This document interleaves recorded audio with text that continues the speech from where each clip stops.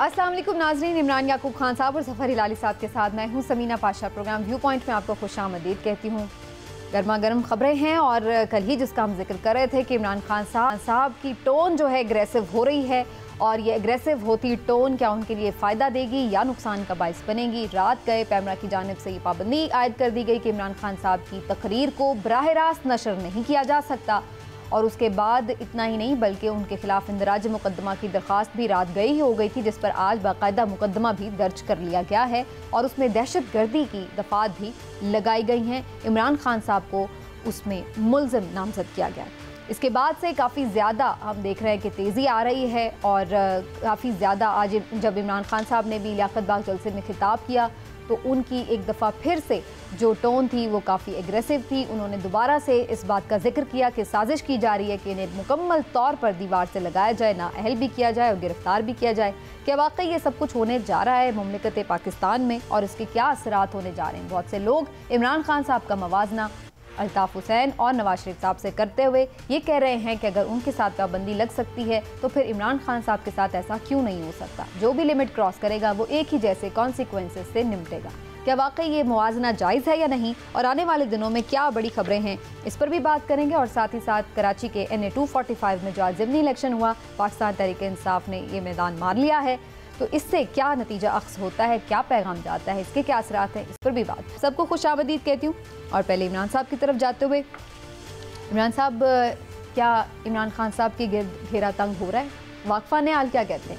बिस्मिल्लाहिर्रहमानिर्रहीम। देखें, कल इसी प्रोग्राम में जब हम बात कर रहे थे तो मैंने अपनी बात की शुरुआत इस बात से की थी कि इमरान खान साहब जिस नौइयत का रवैया इख्तियार किए हुए हैं वो रवैया ज़्यादा देर तक बर्दाश्त नहीं किया जाएगा और रियासत जो है वो शायद इसके बाद फिर कोई सख्त इक़दाम करने पे मजबूर हो जाएगी। तो हमारे वाकफा ने हाल जो हैं उन्होंने ये बताया कि इस वक्त इस्लामाबाद में वफाकी सतह पर मुशावरत जो है वो जारी है कि इमरान खान साहब को किस तरह से गिरफ़्तार किया जाए। यानी इसके वाज़े अब मामला जो है वो हो चुके हैं। जो उनके खिलाफ पर्चा दर्ज हुआ है उसमें आप देखें कि उसका मतन है कि इमरान खान ने जलसे में एडिशनल सेशन जज और पुलिस अफसरों को डराया धमकाया और उनकी तकरीर का मकसद पुलिस हुकाम और अदलिया को दहशत ज़दा करना है, ये उसमें शामिल है।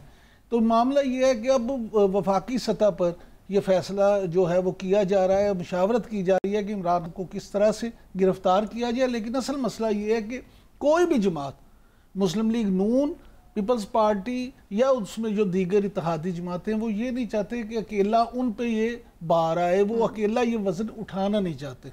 लिहाजा वज़ीर दाखिला की ये ड्यूटी लगाई गई है कि वो तमाम लोगों से भी बात करें, तमाम स्टेक होल्डर से बात करें और वज़ीर आज़म जो हैं उनका जरदारी साहब से भी रब्ता होगा और मुख्तलिफ लोगों से जब ये बात हो जाएगी तो उसके बाद एक दफ़ा सब मुत्तफिक हो कि इस पे तो इसका लाहा अमल तय किया जाएगा कि किस तरह से फैसला हो चुका है। लेकिन करना कैसे है उसके तरीका कार पर इस वक्त मुशावरत जारी है। इस वक्त मुशावरत ये है कि किस तरह से गिरफ्तार तरीका कार किस पे जो है मुशावरत की जा रही है। ठीक है हिलाली साहब, खबरें तो जो इमरान खान साहब बता रहे हैं वो काफ़ी तशवीशनाक हैं PTI के कैंप्स के लिए, लेकिन आप क्या समझते हैं कि क्या वाकई इमरान खान साहब को अब गिरफ्तार करने का जो फैसला है ये दुरुस्त फैसला साबित हो सकता है? अगर वो गिरफ्तार होते हैं तो और हो जाएगी उनकी गिरफ्तारी?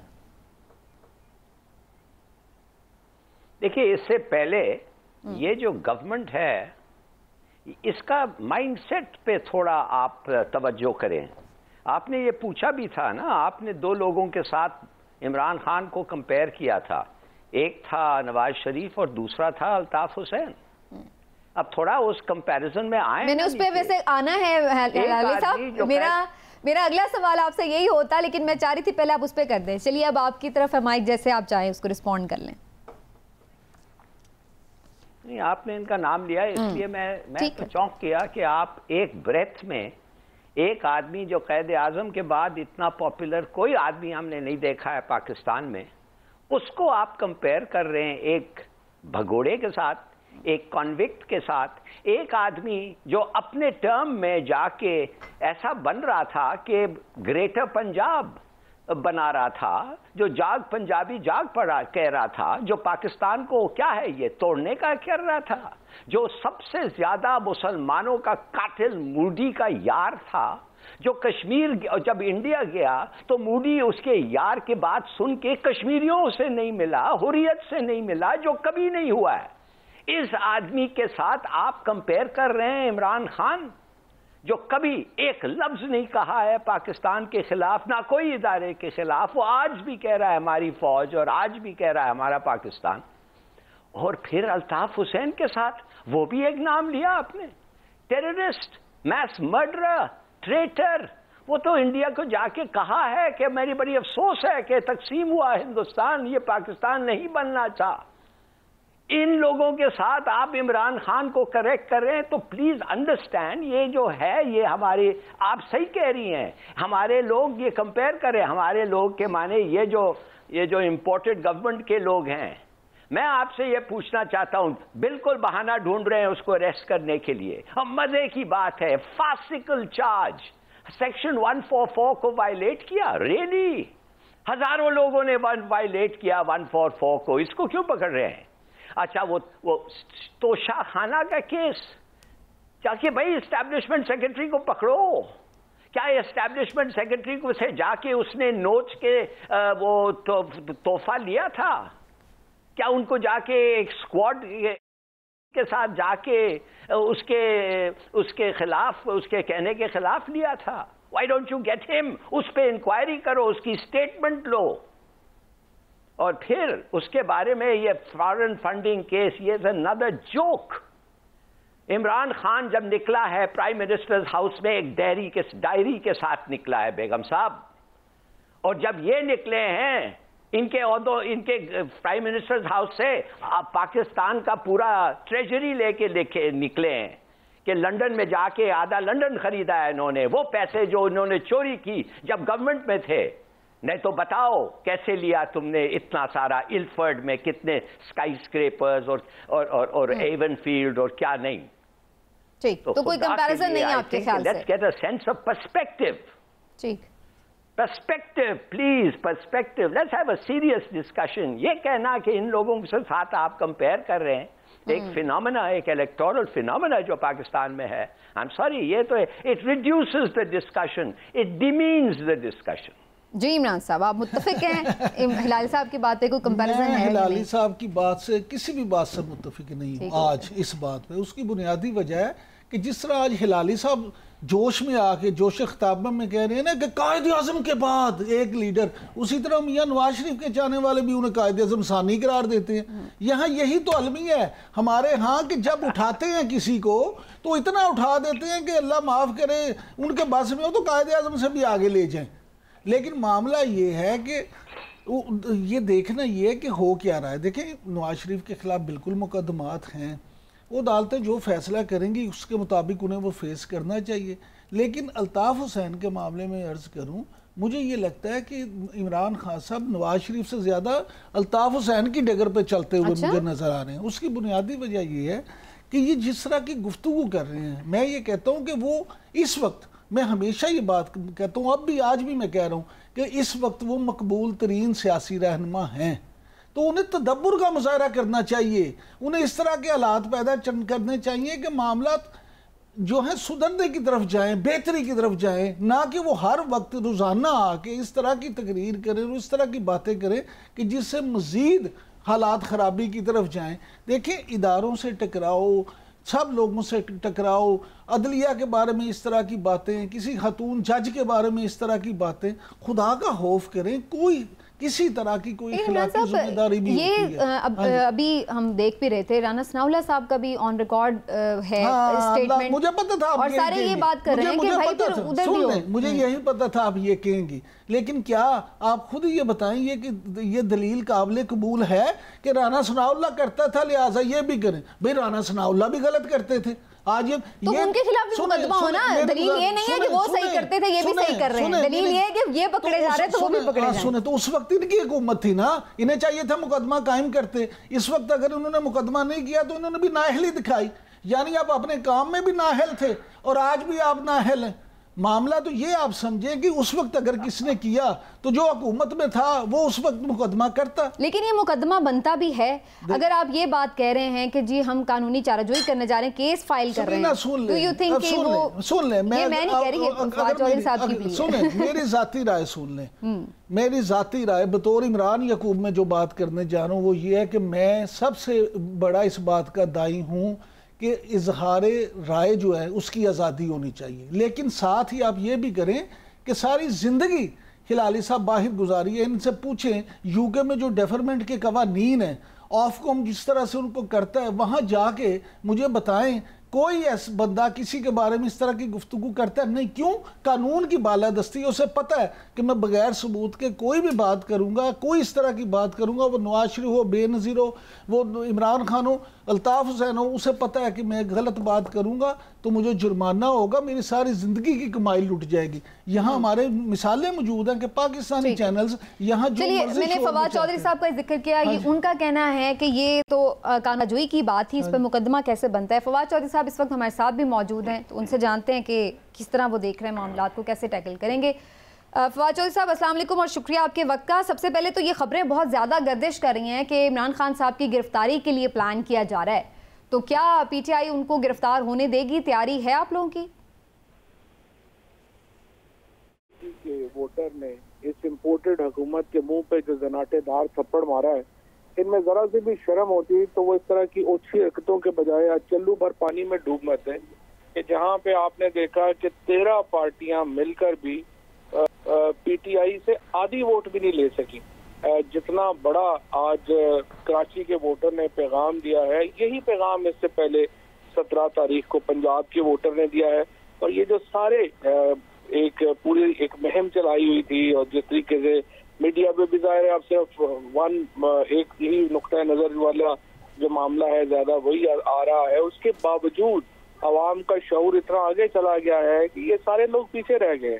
और बाकी इमरान खान को गिरफ्तार करना या ना करना ये तो छोटी बातें हैं, इसका कोई इतना बड़ा जो इनकलाब पाकिस्तान को के ऊपर दस्तक दे रहा है, इस वक्त उसके ऊपर नजर रखने की जरूरत है कि वो कैसे और किधर जा रहा है।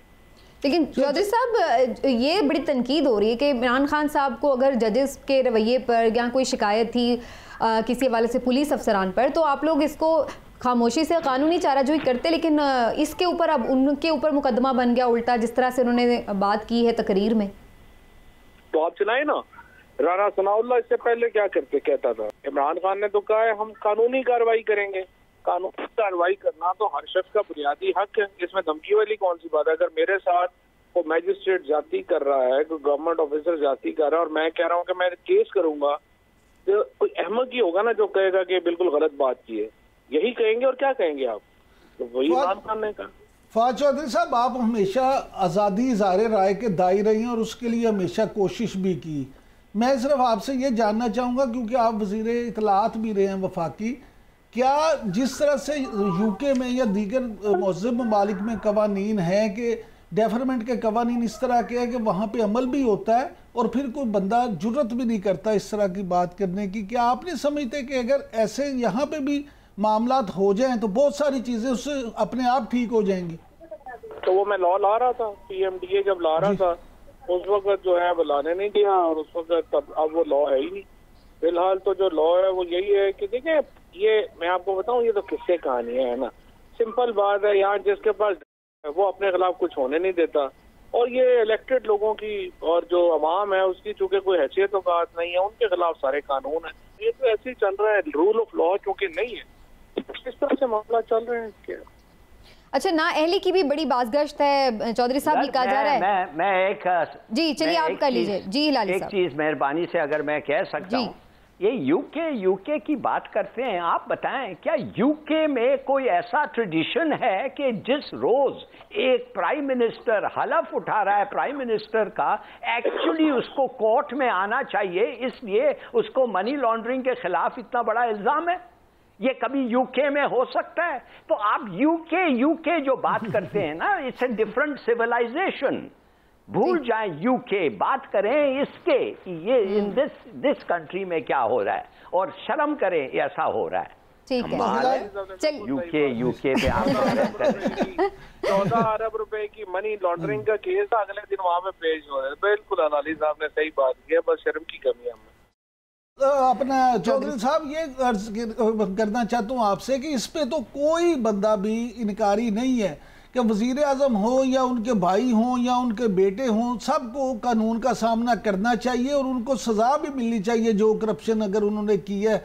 लेकिन मेरा सवाल फिर वही है, चाहे आप इसी पे आ जाएं कि अगर रूल ऑफ लॉ होगा आपकी बात के मुताबिक ही तो फिर उनको भी सजा होगी। क्या ये भी एक कानून की कमजोरी नहीं है कि यहाँ वाइट कॉलर क्राइम अगर कोई करता है या बड़ा आदमी कोई क्राइम करता है तो उसे सजा ही नहीं मिलती, इसलिए ज्यादा लोग फिर उसी तरफ जाते हैं?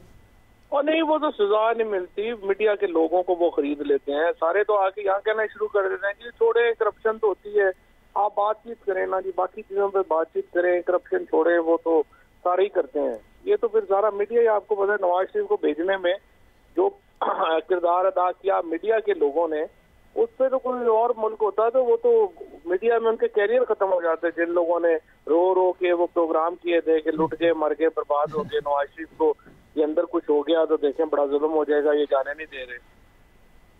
ठीक, चौधरी साहब दो बातें हैं उस पर आप कमेंट कर दीजिए। एक तो अक्सर लोगों का ये ख्याल है कि इमरान खान साहब टकराव की इस वक्त सियासत कर रहे हैं इदारों के साथ और ये उनके अपने लिए भी नुकसानदेह होगी और रियासत के लिए भी। आप समझते हैं कि वो रेड लाइन क्रॉस कर रहे हैं या करने जा रहे हैं?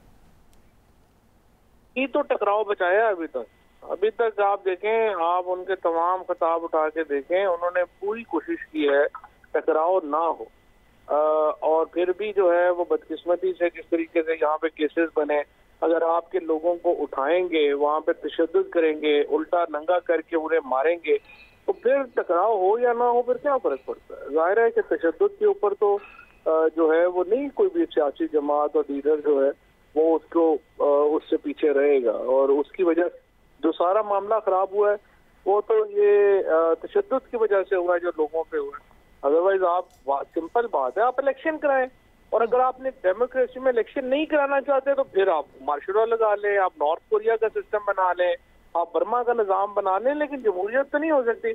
आज आप देखें कराची का इलेक्शन हुआ है, इमरान खान वहाँ पे गए नहीं है और वहाँ पे जमानत जब्त हो गई है MKM की। ये मकबूलियत है इस वक्त इमरान खान की। और आपने तो वहाँ पे बिल्कुल ही लाइट लिया है उसको, कैंपेन भी नहीं उस तरह से हुई कराची इलेक्शन की, बड़ा ही आप लोगों ने लाइट लिया, लेकिन बहरहाल फिर भी आप लोगों ने बड़ी जबरदस्त वहाँ पे कामयाबी हासिल की। इससे दिल दहल रहे हैं इन लोगों के। पंजाब में पहले आप देखें, अब यहाँ पे देखें, असल तो झगड़ा सिर्फ ये है कि इलेक्शन कैसे करा देंगे वो जो इमरान खान तो फिर मेजोरिटी जीत जाएगा। भाई तो फिर कोई और सिस्टम कर लें, फिर आप बर्मा का निजाम लगा दें, फिर आप नॉर्थ कोरियन सिस्टम लगा दें। डेमोक्रेसी में तो ये नहीं हो सकता।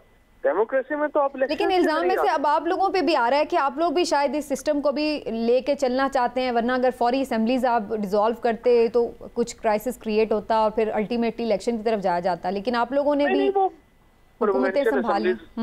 प्रोविंशियल असेंबलीज हम क्यों डिसॉल्व करें? अगर इलेक्शन कमीशन की धांधली हमने रोकनी है तो हम सिर्फ फिर इस्लामाबाद की असेंबली तोड़ेंगे ना। ये तो फ्रेमवर्क होगा, ये हमसे बात करेंगे, तय करेंगे कि हम ECP नया लाएंगे तो फिर हम प्रोविंशियल असेंबली तोड़ेंगे, वरना इस ECP के होते हुए धांधली कौन रोकेगा अगर आपने प्रोविंशियल गवर्नमेंट भी तोड़ दी तो? बिल्कुल ठीक। चौधरी साहब ये फरमाइएगा कि क्या आप नहीं समझते कि हालात जिस तरफ जा रहे हैं तो शेख रशीद साहब जो कहते हैं जमहूरियत की बसात लपेटी भी जा सकती है? अभी है जमहूरियत वैसे इस मुल्क में? चलें जो नाम नहाद जमहूरियत है और ये इसको लपेट लें तो क्या फर्क पड़ता है, रखी रखें क्या फर्क पड़ता है? ये कौन सी जमहूरियत है अभी जो चल रही है?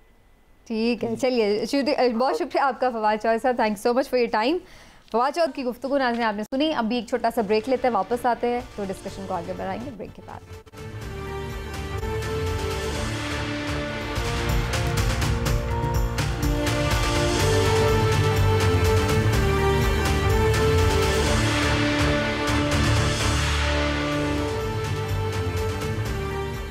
वेलकम बैक नाजरीन। ब्रेक पर जाने से पहले फवाद चौधरी साहब हमारे साथ मौजूद थे और उन्होंने कहा है कि जनाब सारी सूरत हाल जो है वो ऐसा दिखाई दे रहा है कि दीवार से लगाया जा रहा है, लेकिन उन्होंने सीरियस क्वेश्चन उठा दिए मुल्क के हवाले से हालात के ऊपर, और ये भी क्वेश्चन उठा दिया कि जमहूरियत भी यहाँ पर क्या है। लेकिन हिलाली साहब की तरफ जाऊँगी। हिलाली साहब, जो सारी सिचुएशन आपने फवाद चौधरी साहब की भी गुफ्तगू सुनी है, इमरान साहब की भी, अब आपको लग रहा है कि जो चीज़ें हैं वो सारी वो तसादुम की तरफ ही जा रही हैं। आने वाले दिनों में लड़ाई झगड़ा ही दिखाई दे रहा है। अगर गिरफ्तारी होती है खान साहब की तो मजीद ज़ाहिर इश्तियाल फैलेगा। बिल्कुल आप सही कह रही हैं। अब देखिए, मैं तो कहता हूं कि अब इलेक्शंस पाकिस्तान में होंगे ही नहीं। अच्छा, पहले तो हम कहते थे ना, जब वो जो इलेक्शंस हुए थे, बाई इलेक्शंस में जब वो 15 सीटें आ गए थे, हमने कहा कि इन लोग इलेक्शन नहीं करेंगे। अब तो ये इलेक्शंस कर ही नहीं सकते हैं। You know what has happened in NA-45, A revolution has taken place. ये किसका सीट था? ये था सीट MQM का, उससे पहले था सीट PPP का, और आज PTI का कैंडिडेट 24,000 वोट लिया है और नंबर 2 है MQM 9,000 वोट्स के साथ। हिलाली साहब, ये आमिर लियाकत हुसैन की सीट थी, आमिर लियाकत हुसैन की सीट थी और 56,000 उन्होंने वोट लिया था PTI का जब 2018 में उन्होंने जीता था। आमिर लियाकत हुसैन का सीट 2018 में था, उससे पहले फारूक सत्तार का सीट था, उससे पहले PPP का सीट था जी। तो मैं आपको सिर्फ ये कह रहा हूं कि देव बीन वाइप्ड आउट। ये कभी इलेक्शंस नहीं करेंगे, कभी नहीं। बिल्कुल तसादुम की तरफ जाएंगे, कुछ भी करेंगे, आप देख लें, इलेक्शंस नहीं होंगे। इसलिए इलेक्शंस का माना, पहले तो हम कहते थे 2/3 मेजॉरिटी मिलेगा, मैं तो अभी 7/8 मिल जाए। अच्छा, देखिए, कहने की बात यह है, for God sake let's see the writing on the wall. माफ करिए अगर मैं चीख रहा हूं, माफ करिए अगर मैं इम्पेशेंट साउंड कर रहा हूं। मैं सिर्फ आपको ये कहना चाहता हूं कि आप कर क्या रहे हैं इस वक्त? आप केसेस लगा रहे हैं इमरान खान को, क्यों? कि फिर ऐसे करेंगे कि आप भी डिस्क्वालीफाई हो जाएंगे, वो तो डिस्क्वालीफाई भगोड़ा है ही है। तो फिर हम ये करेंगे कि दोनों को हम कहेंगे चलो तुम्हारे पे केसेस माफ, और दोनों आओ और level playing field. There is no level playing field. आप देख रहे हैं क्या हो रहा है इलेक्शंस के results. They will be swept out of office. ये कभी नहीं आएगा। ये क्या नाम है इसका, नवाज शरीफ। क्यों आएगा भाई? मरने के लिए आएगा, इधर जेल जाने के लिए आएगा, हारने के लिए आएगा। He will never come back. अच्छा, और इसको आप डिस्क्वालीफाई करना चाहते हैं, लेवल प्लेइंग फील्ड देना चाहते हैं, इसलिए कि फिर दोनों को सकेंगे, हाँ आप हम दोनों को लड़ाओ। यार ये क्या हो रहा है? It's a hoax. ठीक है इमरान साहब, 2-3 सवाल है मेरे। Undergoing a political revolution. ठीक है, आती हूँ मैं लाली साहब दोबारा भी आपकी तरफ, लेकिन 2-3 कराची का भी जिक्र कर दिया लाली साहब ने, लेकिन ज़रा पहले इस पर आ जाएं। क्या नवाज शरीफ साहब के आने से जो PMLN का वोटर सपोर्टर है वो दोबारा से जाग नहीं जाएगा? कोई से फ़र्क पड़ेगा कि उनका लीडर आ गया तो वो भी ज़रा लड़ने के लिए तैयार हो जाए? बिल्कुल फ़र्क पड़ेगा और अच्छा खासा फ़र्क पड़ेगा। अच्छा। लेकिन मैं हमेशा कहता हूँ कि नवाज शरीफ साहब इलेक्शन अनाउंस होने से पहले आएंगे नहीं। जब इलेक्शन अनाउंस होंगे वो उस वक्त आएंगे। लेकिन जब भी आएंगे आपको लगता है कि मकबूलियत कुछ फ़र्क पड़ेगा PDM और PMLN को? बिल्कुल पड़ेगा। मुस्लिम लीग नून का वोटर जो है वो जो ये समझता है इस वक्त, अगर उनका वोटर सपोर्टर के मियां नवाज शरीफ के बगैर शायद उस तरह से नहीं, तो वो चार्ज हो जाएगा और उसको फ़र्क पड़ेगा उसको। और इसमें हम इमरान साहब ये देखते भी हैं कि जो अभी पेट्रोलियम प्राइस भी बढ़े थे, तो उसमें मरीम नवाज साहिबा का एक ट्वीट आया जिस पर बड़ा लोगों ने रिएक्शन भी दिया था कि उन्होंने कहा जी मैं तो अवाम के साथ खड़ी हूँ, मैं इसकी तायद नहीं कर सकती। फिर से ये सवाल उठ रहा था कि ये फिर वही गुड कॉप बैड कॉप वाला मामला है क्या, कि जी मरीम नवाज साहिबा, नवाज शरीफ साहब को ये दिखाया जाएगा कि वो तो अवाम के साथ थे, अच्छे फैसले कर रहे थे, शहबाज शरीफ साहब पे मलबा डाल दिया जाएगा कि जी वो मुश्किल फैसले कर रहे थे अवाम के लिए।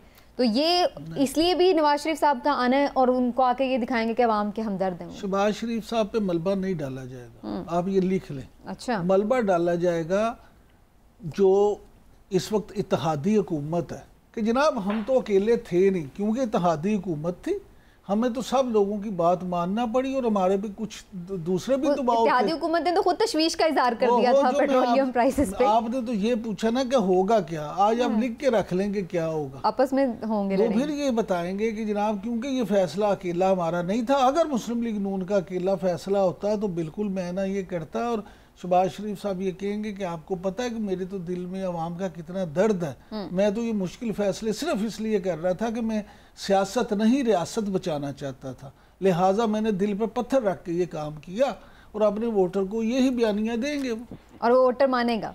देखिए वोटर जो है ना, उनका वोटर तो उनकी बात मानेगा, मामला ये है, कभी भी जो पार्टी के अपने वोटर सपोर्टर होते हैं ना, वो डिसीजन उनकी वजह से नहीं होता। डिसीजन पावर जो है वो जो एक खामोश वोटर होता है, साइलेंट वोटर, उससे होता है।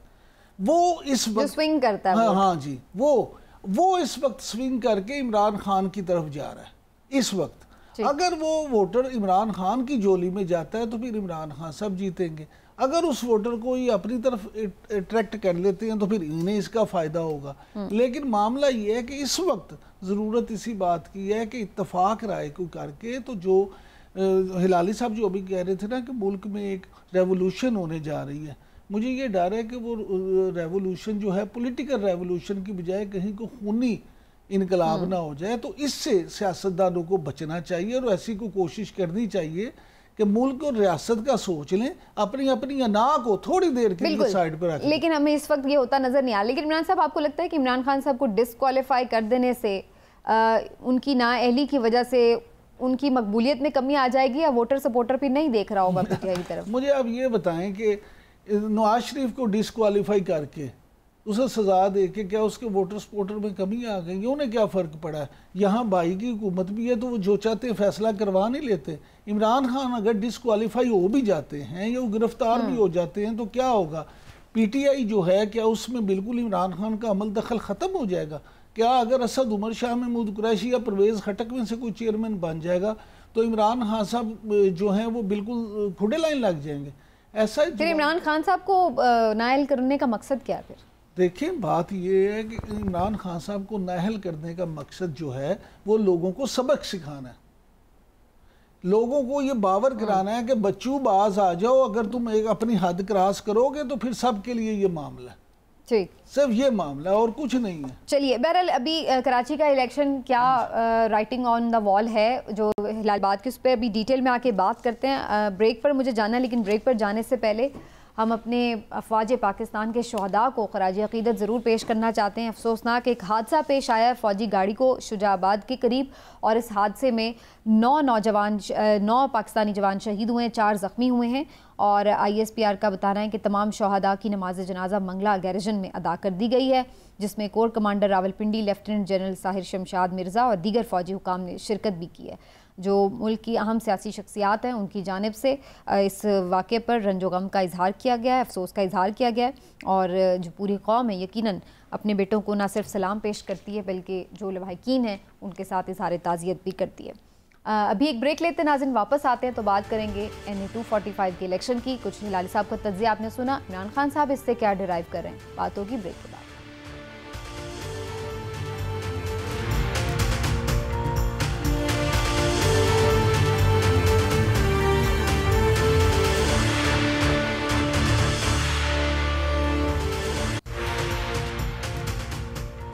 वेलकम बैक नाजरीन, जैसे कि बात हो रही थी NA 245 की, डॉक्टर आमिर लियाकत हुसैन की मरहूम की ये सीट थी। PTI के लिए उन्होंने ये सीट जीती थी, लेकिन उसके बाद उनकी वफ़ात के बाद ये नशिस्त खाली हुई, जिस पर आज हुआ ज़िमनी इंतखाब। और अब तक के गैर हतमी गैर सरकारी नताइज के मुताबिक पाकिस्तान तहरीक इंसाफ ने यहाँ पर फिर से मैदान मार लिया है और काफ़ी ज़्यादा भारी मार्जिन से शिकस्त दे रही हैं वो अपने मुखालिफिन को। एग्जैक्टली फैक्ट्स एंड फिगर्स क्या हैं इस वक्त ज़रा जानते हैं। राना खालिद हमारे नुमाइंदे हमारे साथ मौजूद हैं इस वक्त कराची से।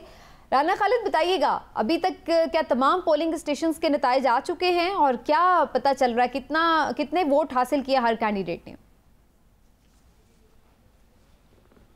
जी बहुत शुक्रिया। मैं इस वक्त DRO इसके ऑफिस में मौजूद हूँ और यहाँ पर रिजल्ट मैनेजमेंट सिस्टम के तहत जो यहाँ पे स्क्रीन नस्ब की गई है और आज आमिर लियाकत मरहूम की जो सीट थी हल्का NA 245 उसमें ज़िमनी इंतखाबात का जो है सिलसिला शुरू किया गया था और सुबह 8 बजे इसमें वोटिंग का आगाज़ किया गया और शाम 5 बजे तक इसकी वोटिंग जो है क्लोज की गई। उसके बाद इसकी वोटिंग का जो है गिनती का सिलसिला शुरू किया गया। DRO ऑफिस में जो स्क्रीन नस्ब की गई है वहाँ पर जो गैर हतमी नताइज हमें मौसूल हो रहे हैं उसके मुताबिक मैं आपको बताता चलूँ कि इलेक्शन कमीशन की जानिब से RMS सिस्टम पर अब तक जो है 232 पोलिंग स्टेशन का जो है रिजल्ट अनाउंस किया जा चुका है, जिसमें अगर हम बात करें PTI के जो उम्मीदवार हैं महमूद मौलवी, उन्होंने 25,935 वोट हासिल कर लिए हैं और तकरीबन ये इनकी जीत जो है वो कामयाब करार पा चुके हैं तकरीबन गैर हतमी तौर पर।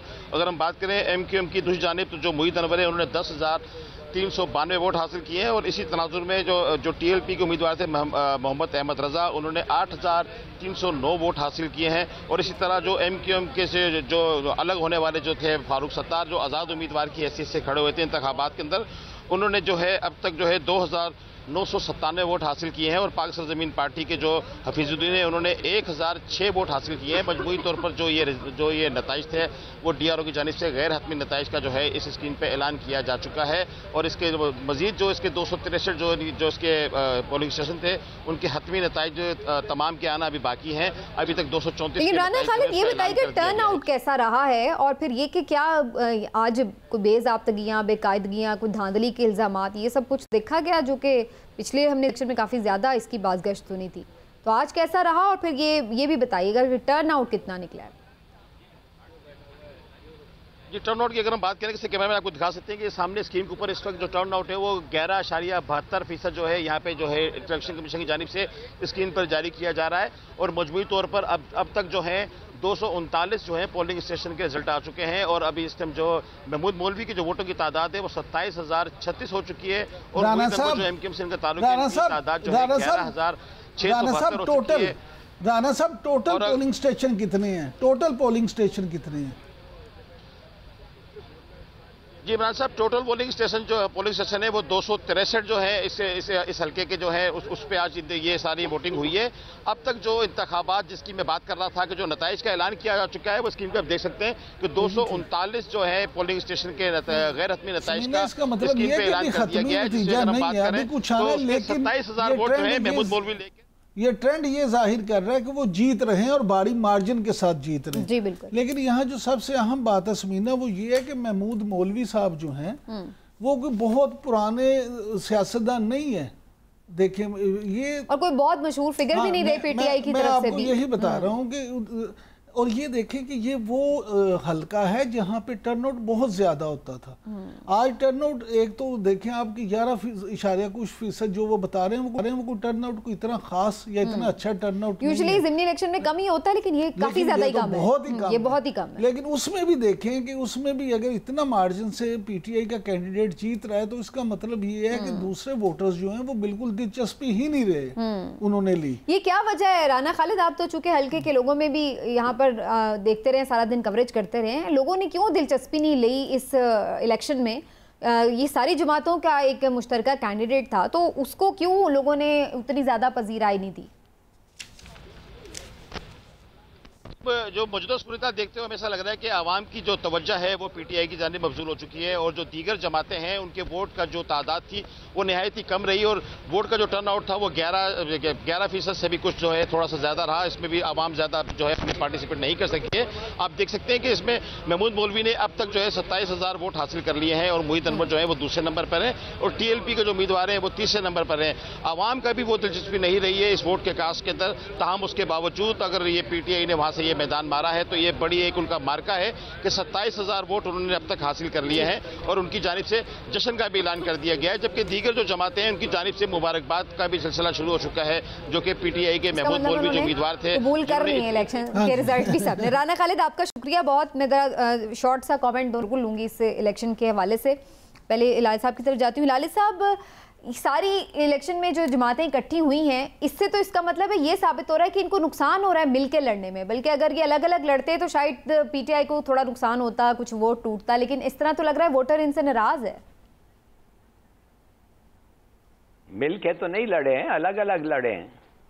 नहीं काफी ज्यादा इनकी आपस में कैंडिडेट एक इनका जॉइंट कैंडिडेट ही था मेरे ख्याल 7-8 झंडे तो मैंने एक तस्वीर में खुद गिने। अरे भाई अगर ये सब मिल भी जाते फिर भी 10,000 5-7 हज़ार का फर्क होता। कॉम्प्रिहेंसिव। अब आप ये पूछें कि टर्नआउट लो क्यों रहा है? टर्नआउट लो इसलिए रहा है कि लोग डिसइल्यूजन्ड हैं कि ये दूसरे जो लोग हैं MQM PPP और उनसे वो बड़ी पार्टीज हैं भाई। कराची में, सिंध में they are very big parties. Look at their performance. खफा है। ये सत्तार को देखो 2000 वोट लिया है और ये मौलवी साहब जो हैं जिनका नाम मौलवी है ये ये जो महमूद मौलवी PTI के हैं, इन डिफरेंट कैंडिडेट भाई। फिर भी आप देखें नहीं, मेरे ख्याल में let's see the writing on the wall. इस वक्त 22 अगस्त 2022 में ये जो फिनोमेनन ऑफ पीटीआई और इमरान खान है, ये it is at its peak. शायद और भी पीक करे, मुझे नहीं पता। मेरे ख्याल में जब आप देखेंगे ये अरेस्ट होगा या डिस्क्वालीफाई होगा, then it will become very bad. उसके बाद बॉयकॉट शुरू होंगे, नॉन कोऑपरेशन शुरू होगा, बहुत सारी चीजें हो सकते हैं, जेल जाएंगे, फिर आपको इमरजेंसी और मार्शल लॉज। अल्लाह खैर करे, अल्लाह खैर करे। बस यही लगा दे। एक इलेक्शन नहीं कराने में वेयर आर यू हेडेड, किधर जा रहे हैं, आपका रुख देखें, क्या ये अच्छा रुख है?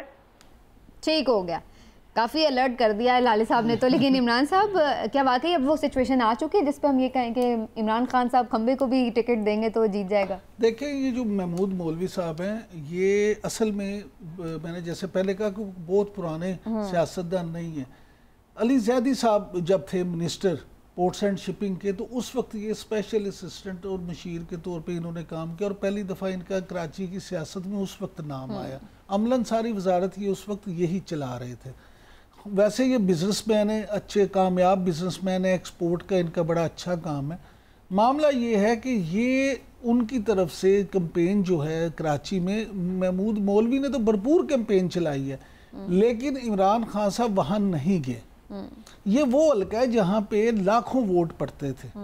वहाँ पे आज आप देखें कि अगर 27,000 वोट लेके पीटीआई का कैंडिडेट जीत रहा है और उसके बाद जो दूसरे नंबर पे उसके 10,000 है, तो मतलब ये है कि जो पीटीआई वाले गए हैं वो ही गए हैं, बाकी तो वहाँ इलेक्शन में गया ही कोई नहीं। मैं ये समझता हूँ कि इसका जो सबसे ज़्यादा असर होगा वो इसलिए अहम है ये इलेक्शन के 1 हफ्ते के बाद कराची में बलदियाती इलेक्शन होने वाले हैं।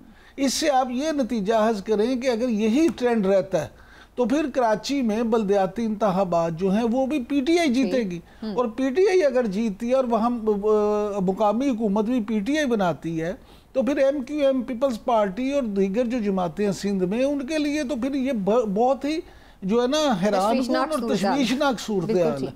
तो ये आप ये कह सकती हैं इस वक्त कि इमरान खान जो है उनकी एक ऐसी वेव चल रही है कि लोग कैंडिडेट को नहीं देखते, लोग ये देखते हैं कि इमरान खान ने, उन्होंने जाके बल्ले को वोट ठप्पा लगाना है। लेकिन इमरान साहब, ये फारूक सत्तार साहब ने इतने कम वोट लिए हैं, इनकी फ्यूचर की सियासत पे आप कोई कमेंट करेंगे? फारूक सत्तार साहब को चाहिए कि आ जाएं, पे ऐलान करें और आपने सियासत से रिटायरमेंट का ऐलान करें। क्योंकि इससे पहले तो उन्हें एमक्यूएम भी बुला रही थी कि आप हमारी तरफ से लड़ ले, लेकिन उन्होंने आजाद लड़ने को प्रेफर किया। अगर वो एमक्यूएम की तरफ से भी लड़ते तो आज चले 10,000 वोट ले लेते, लेकिन आप इतने सीनियर सियासतदान हैं और इतने कम वोट लेना और फिर इस तरह से होना, तो मेरा ख्याल है कि उन्हें अब सियासत छोड़ देनी चाहिए। पीएसपी ने भी कुछ 1,000 कुछ वोट लिए हैं। पीएसपी जो है ना, उस पर मुझे बड़ी तशवीश है कि हालांकि बड़े एनर्जेटिक हैं मुस्तफा कमाल, और उन्होंने कराची में काम भी बड़ा किया है, लेकिन समहाउ कराची के लोग उनको वोट देते नजर नहीं आते, वो अपनी उस तरह से जगह नहीं बना सके। ठीक हो गया। और ये एक हैरानकुन सूरत हाल है जो हम देख रहे हैं कि कराची में, एलए कराची जो पहले हमें कुछ खाइफ नज़र आना शुरू हो गए थे जब पीटीआई गवर्नमेंट में थी कि जनाब हमने यहाँ पर इतनी सीटें दी लेकिन कोई खास काम नहीं हुआ, लेकिन अब दोबारा से जो एक वेव जनरेट हुई है उसमें पीटीआई ने मैदान मारा है, तो हैरानकुन तौर पर, जबकि इमरान खान साहब ने वहाँ पे विज़िट तक नहीं किया। तो आने वाले इलेक्शंस के लिए ये सब चीज़ें क्या वाकई राइटिंग ऑन द वॉल हैं, ये देखना होगा और इसके असरात भी होंगे अपनी जगह। लेकिन बहरहाल आज के प्रोग्राम का वक्त ख़त्म हो रहा है। नाजरीन, जाते जाते ख़ास तौर पर आज हम ट्रिब्यूट पेश करना चाहते हैं नय्यरा नूर साहिबा को, जो पाकिस्तान की एक मारूफ सिंगर थी, बेहतरीन सिंगर थी, और जिनकी जो मौसीकी के लिए खिदमात हैं वो किसी से ढकी छुपी नहीं है। उन्होंने लाजवाल गीत गाए और बहुत ही मधुर मीठी आवाज़ पाकिस्तान की एक हमेशा के लिए खामोश हो गई। 1.5 साल से तकरीबन वो अलील थी और अब वो इस जहान फ़ानी से कूच कर गई हैं। जाते जाते उनको हम एक ट्रिब्यूट पेश करते हैं। हमारी तरफ से इजाज़त, अल्लाह।